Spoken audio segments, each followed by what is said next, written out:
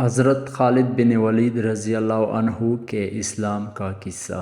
حضرت خالد رضی اللہ عنہ فرماتے ہیں کہ جب اللہ تعالیٰ نے میرے ساتھ بھلائی کا ارادہ فرمایا تو اللہ تعالیٰ نے میرے دل میں اسلام لانے کا جذبہ پیدا فرما دیا اور ہدایت کا راستہ میرے سامنے کھل گیا، اور میں نے اپنے دل میں کہا کہ میں محمد صلی اللہ علیہ وآلہ وسلم کے خلاف تمام لڑائیوں میں شریک ہوا ہوں، لیکن ہر لڑائی سے واپسی پر مجھے یہ خیال آتا تھا کہ میں یہ سارے بھاگ دوڑ بے فائدے کر رہا ہوں اور یقیناً محمد علیہ السلام غالب ہو کر رہیں گے۔ جب حضور صلی اللہ علیہ وآلہ وسلم حدیبیہ کے لیے روانہ ہوئے تو میں مشرکوں کے سواریوں کا ایک دستہ لے کر نکلا، اور اسپان میں میرا حضور صلی اللہ علیہ وآلہ وسلم اور صحابہ رضی اللہ عنہ سے سامنا ہو گیا، اور میں آپ کے مقابلے میں کھڑا ہو گیا۔ میں نے آپ سے کچھ چھیڑ چھاڑ کرنی چاہے۔ آپ ہمارے سامنے اپنا صحابہ رضی اللہ عنہ کو ظہر کی نماز پڑھنے لگے۔ ہم نے سوچا کہ ہم نماز کے دوران ہی آپ پر حملہ کر دیں، لیکن ہم کسی فیصلے تک نہ پہنچ سکے، اس لیے ہم نے حملہ نہ کیا، اور اسی میں خیر تھی۔ آپ کو ہمارے اس ارادے کا پتہ چل گیا، یعنی اللہ تعالیٰ نے آپ کو بتا دیا، چنانچہ آپ نے اپنے صحابہ رضی اللہ عنہ کو عصر کی نماز صلاۃ الخوف کی طریقے پر پڑھائی۔ اس بات کا ہمارے دلوں پر بہت اثر پڑا، اور میں نے اپنے دل میں کہا کہ اس آدمی کی حفاظت کا مستقبل غیبی انتظام ہے۔ آپ ہم سے ایک طرف ہو گئے اور ہمارے گھوڑوں کا راستہ چھوڑ کر دائیں طرف چلے گئے۔ جب آپ نے حدیبیہ میں قریش سے صلح کر لی اور قریش نے آپ کو زبانی جمع خرچ سے واپس کر کے اپنی جان بچائی، تو میں نے اپنے دل میں کہا اب کون سی چیز باقی رہ گئے، اب میں کہاں جاؤں؟ نجاشی کے پاس۔ نجاشی نے تو محمد علیہ السلام کا اتباع کر لیا، اور ان کے صحابہ رضی اللہ عنہ اس کے پاس امن سے رہ رہے ہیں۔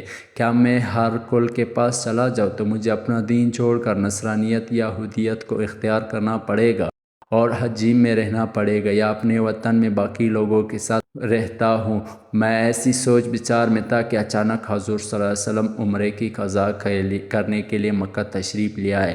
میں مکہ سے غائب ہو گیا اور آپ کی آمد پر میں حاضر نہیں ہوا، اور میرا بھائی ولید بن ولید رضی اللہ عنہ بھی حضور صلی اللہ علیہ وسلم کے ساتھ اس عمرے میں مکہ آئے۔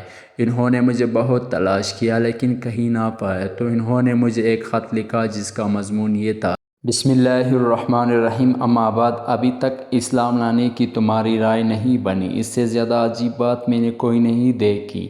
حالانکہ تم بہت عقل مند ہو، اسلام جیسی مذہب سے بھی کوئی ناواقف رہ سکتا ہے۔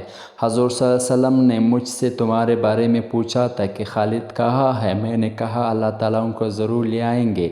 آپ نے فرمایا خالد جیسا آدمی بھی ابھی تک اسلام سے ناواقف ہے، اگر وہ سارے قوت اور محنت مسلمانوں کے ساتھ لگا دیتے تو ان کے لیے زیادہ بہتر تھا، اور ہم ان کو دوسروں سے آگے رکھتے۔ اے میرے بھائی، خیر کے بہت سے مواقع تم سے رہ گئے، اب تو آپ کی تلافی کر لو۔ حضرت خالد رضی اللہ تعالیٰ عنہ فرماتے ہیں کہ جب مجھے اپنے بھائی کا خط ملا تو میرے دل میں مدینہ جانے کا شوق پیدا ہوا اور اسلام کی رغبت بڑھنے لگی، اور مجھے اس بات سے بہت خوشی ہوئی کہ حضور صلی اللہ علیہ وآلہ وسلم نے میرے بارے میں پوچھا۔ اور اس زمانے میں میں نے ایک خواب دیکھا کہ میں ایک قحط زدہ اور تنگ علاقے میں ہوں، اور میں وہاں سے نکل کر ایک سرسبز اور وسیع علاقے میں پہنچ گیا ہوں۔ میں نے کہا یہ سچا خواب معلوم ہوتا ہے۔ جب میں مدینہ آیا تو میں نے کہا اس خواب کا حضرت ابو بکر رضی اللہ تعالیٰ عنہ سے ضرور تذکرہ کروں گا۔ چنانچہ میں نے ان سے اسی خواب کا ذکر کیا تو انہوں نے یہ تعبیر بتائی کہ علاقے کی تنگی سے مراد وہ شرک ہے جس میں تم مبتلا تھے، اور اس تنگ علاقے سے نکلنے سے مراد اللہ کی طرف سے اسلام کی ہدایت کا مل جانا ہے۔ جب میں نے حضور صلی اللہ علیہ وسلم کی خدمت میں حاضری کا پختہ ارادہ کر لیا تو میں نے سوچا کہ حضور صلی اللہ علیہ وسلم کی خدمت میں حاضری کے لیے کسی کو اپنے ساتھ لوں۔ اس سلسلے میں سبعون بن امیہ کے پاس گئے، اور اس نے کہا اے ابو وہب، کیا تم دیکھتے نہیں ہو کہ ہم کس حال میں ہیں؟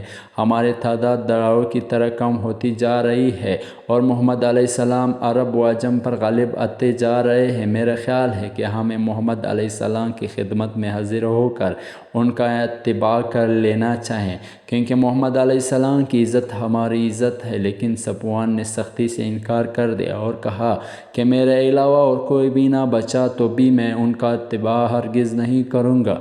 میں اسے چھوڑ کر چل دیا اور میں نے کہا اس آدمی کے بھائی اور والد کو بدر میں قتل کیا گیا تھا، اس لیے یہ نہیں مان رہے ہیں۔ پھر میرے اکرمہ بن ابی جہل سے ملاقات ہوئی۔ میں نے ان سے وہی بات کی جو صفوان بن امیہ سے کی تھی۔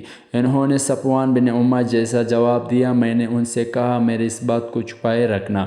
انہوں نے کہا اچھا، کسی کو نہیں بتاؤں گا۔ پھر میں اپنے گھر گیا اور اپنی سواری کو تیار کروائی، اس کو لے کر چل پڑا تو راستے میں میرے عثمان بن طلحہ رضی اللہ تعالیٰ عنہ سے ملاقات ہوئی۔ میں نے کہا یہ میرا دوست ہے، لاؤ اس سے ابھی اپنے بات کر کے دیکھو۔ پھر مجھے خیال آیا کہ اس کے آبا و اجداد بھی مسلمانوں کے ہاتھوں قتل ہو چکے ہیں، تو ان سے ذکر کرنے کو مناسب نہ سمجھا۔ پھر میں نے کہا ان سے ذکر کرنے میں کیا حرج ہے، میں تو اب جا ہی رہا ہوں۔ چنانچہ اسلام کے خلاف ہمارے محنت کا جو نتیجہ نکل رہا ہے وہ میں نے ان کو بتایا، اور میں نے یہ بھی کہا ہمارا مثال اس لومڑی کی ہے جو کسی سوراخ میں گھس گئی ہو، تو اگر اس سوراخ میں ایک ڈول بھی پانی ڈال دیا جائے تو لومڑی کو نکلنا پڑے گا۔ پہلے دونوں ساتھیوں نے میں نے جو بات کی اسے ہی ان سے بھی وہ فوراً مان گئے۔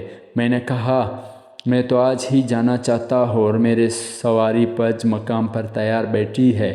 ہم دونوں نے آپس میں مکہ سے باہر مقام یا حج پر اکٹھا ہونا طے کیا۔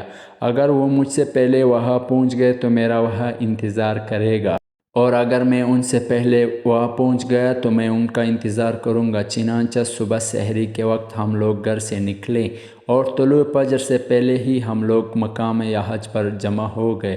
پھر وہاں سے ہم دونوں روانہ ہوئے۔ جب ہم حیدہ مقام پر پہنچتے تو ہمیں حضرت عمر بن العاص رضی اللہ تعالیٰ عنہ ملے۔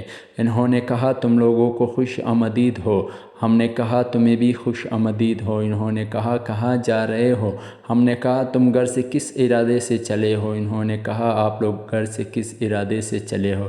ہم نے کہا ہمارا ارادہ تو اسلام میں داخل ہونے کا ہے اور محمد صلی اللہ علیہ وآلہ وسلم کا اتباع کرنے کا ہے۔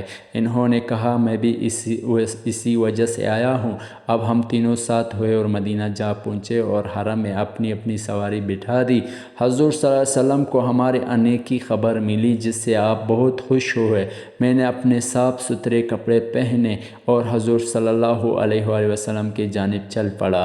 راستے میں میرا بھائی مجھے ملے۔ انہوں نے کہا جلدی کرو، حضور صلی اللہ علیہ وآلہ وسلم کو تمہاری خبر مل چکی ہے اور وہ تمہارے آنے سے خوش ہے اور تم لوگوں کا انتظار کر رہا ہے۔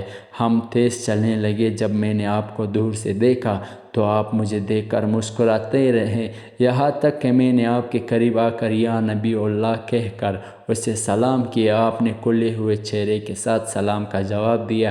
میں نے کلمہ شہادت پڑھا۔ آپ نے فرمایا آگے آؤ، تمام تعریفیں اس اللہ کے لیے ہے جس نے تم کو ہدایت دی۔ تمہارے عقل و سمجھ کو دیکھ کر مجھے یہی امید تھی کہ تم خیر ہی کی توفیق ملے گی۔ میں نے عرض کیا یا رسول اللہ صلی اللہ علیہ وآلہ وسلم، میں نے جن لڑائیوں میں آپ کے مقابلے میں حق کے خلاف لڑا ہوں مجھے ان کا بہت خیال آ رہا ہے۔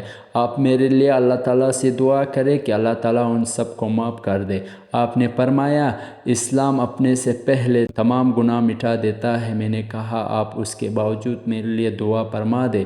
آپ نے فرمایا اے اللہ، تیرے راستے سے روکنے کے لیے خالد بن ولید رضی اللہ عنہ نے جتنی بھی کوشش اور محنت کی ہے اس سے معاف فرما دے۔ پھر حضرت عثمان اور حضرت عمر رضی اللہ عنہ آگے بڑھ کر حضور صلی اللہ علیہ وآلہ وسلم سے بیعت ہوئے۔